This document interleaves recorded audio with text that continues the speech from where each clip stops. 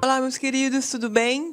Dando sequência ao nosso estudo, portanto, a partir de agora, a gente vai falar sobre as medidas de proteção, tá? Então, essa aula é bem curtinha, na verdade, nós não vamos estudar a fundo todas as medidas, o que é cada uma, mas nós vamos tratar das espécies e quem é que pode aplicar essas medidas de proteção, ok? E aí, veja que as medidas de proteção, como nós já estudamos no artigo 98, elas são aplicadas de acordo com a natureza da ocorrência prevista nesse artigo 98. E aí, a partir dela, é que você vai ter a aplicação de determinada medida de proteção.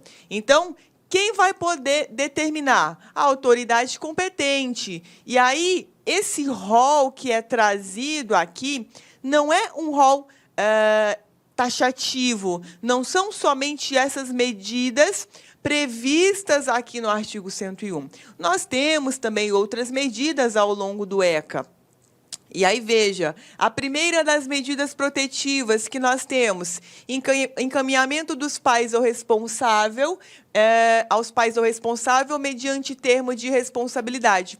Então, você tem lá um adolescente que praticou determinado fato, ou você tem uma adolescente ou uma criança em uma situação de risco. Quais são as medidas protetivas? Primeiro, encaminhamento para os pais ou responsável, mediante o termo de responsabilidade, orientação, apoio e acompanhamento temporário para os genitores ou responsável por essa criança ou por esse adolescente, matrícula e frequência obrigatórias em estabelecimento oficial de ensino fundamental, tá? Esse inciso terceiro, inclusive, ele possui uma incidência de cobrança nas provas extremamente alta. Então, marquem aí esse inciso no material de vocês. Agora, o que mais que a gente tem? Quarta medida protetiva, inclusão em serviços e programas oficiais ou comunitários de proteção, apoio e promoção da família, da criança e do adolescente. Inciso 5º, requisição de tratamento médico, psicológico ou psiquiátrico em regime hospitalar ou ambulatorial. E veja, inclusão em programa oficial ou comunitário de auxílio, orientação e tratamento a alcoólatras e toxicômanos, tá? O que acontece, gente? Essas medidas protetivas aqui, até o inciso 6º, são as medidas protetivas que podem ser determinadas pela autoridade administrativa, que nesse caso poderá ser conselho tutelar, magistrado, ok? Mas veja, além desses 6 incisos, nós temos mais outros incisos a partir dele, que é o 7º, o 8º, o 9º. Esses incisos, a lei, ela não traz diferença, mas esses outros incisos que a gente vai ver a partir de agora, essas medidas não podem ser aplicadas pelo Conselho Tutelar. Então, muita atenção que dentro desse rol do 101 de medidas protetivas, somente do inciso 1º ao inciso 6º, o Conselho Tutelar vai poder aplicar. Ok? As outras, que é o acolhimento institucional, inclusão em programa de acolhimento familiar e colocação em família substituta, somente por decisão judicial, perfeito? Então, coloquem essa diferenciação, porque já foi cobrado em prova isso. São atribuições do Conselho Tutelar. Aí, coloca lá, primeiro, determinação do acolhimento institucional, falso, ele não pode, só decisão judicial. Inclusão em programa de acolhimento familiar, falso, também não pode. Colocação em família substituta, igualmente também não pode. Só quem pode aqui é o magistrado, mediante decisão judicial. Tudo bem? Agora, nós vimos, portanto, que existem um rol de medidas protetivas e que, dependendo dessa medida, alguma autoridade não pode aplicar, como é o caso desses 3 incisos, em que o Conselho Tutelar ele está vedado. Diante disso, portanto, nós temos que estabelecer que existem as competências para cada autoridade administrativa. E aí veja que o artigo 136, ele traz para nós esse rol de competências, mas ainda está errado. Então, veja, são atribuições do Conselho Tutelar. Atender crianças e adolescentes nas hipóteses previstas no artigo 98 e 105, aplicando as medidas previstas no 101, que nós acabamos de ver do inciso 1 ao 7º. Mentira! Na verdade, somente até o inciso 6º.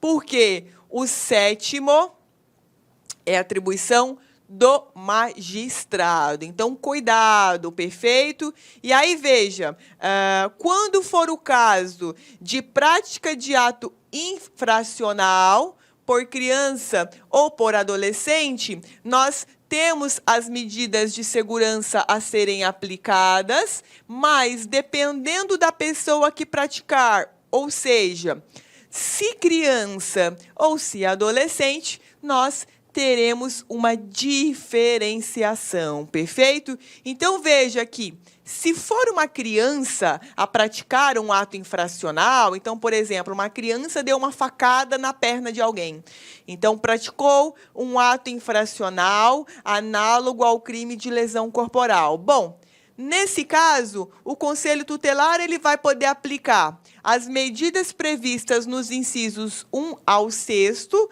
do 101 e o magistrado, incisos 7º, 8º e 9º, pois, veja, além disso, poderá ainda o magistrado acrescentar outras medidas de proteção, porque, como eu disse a vocês, esse rol ele é um rol exemplificativo. Maravilha? Então, veja, criança praticou o ato infracional. Bem, o Conselho Tutelar vai poder aplicar a medida protetiva do inciso 1 ao 6º e, a partir do 6º, ou seja, 7º, 8º e 9º, somente o juiz pode e, além dessas três, o magistrado ainda poderá criar, estabelecer medidas protetivas que não estão inseridas nesse rol. Perfeito? E aí o 105, ele traz ao ato infracional praticado por criança, vamos aplicar as medidas do 111, que foi exatamente o que nós acabamos de conversar. Agora, quando se tratar de adolescente praticando o ato infracional, o magistrado, somente ele é quem vai poder aplicar as medidas, e não o Conselho Tutelar.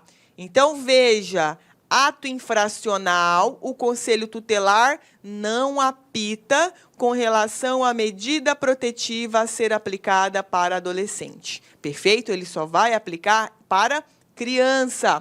Perfeito? E o juiz, inclusive, quando se tratar de ato infracional praticado por adolescente, ele está limitado às medidas de proteção que são trazidas no artigo 101, que nós conversamos, do inciso 1º ao inciso 6º. Ou seja, inciso 7º, inciso 8º, inciso 9º, o juiz ele não pode aplicar para o adolescente. Então, muito cuidado com esse detalhe, pelo amor de Deus, tá? Essas informações a gente retira do artigo 112. Veja, verificada a prática de ato infracional... Olá, meus amigos, minhas amigas. Inicialmente, eu quero pedir licença para vocês, pois interrompi seus estudos. Mas essa videoaula que você está assistindo aqui no YouTube é uma videoaula demonstrativa para você conhecer as potencialidades e conhecer o nosso produto do site Lá Concursos.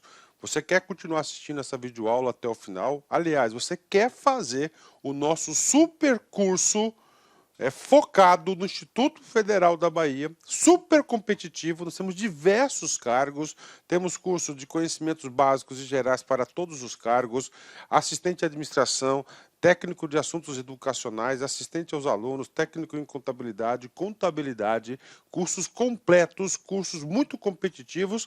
É muito simples, é só você entrar em contato com uma das nossas atendentes aqui da Lá Concursos, que eu tenho certeza que você não vai se arrepender.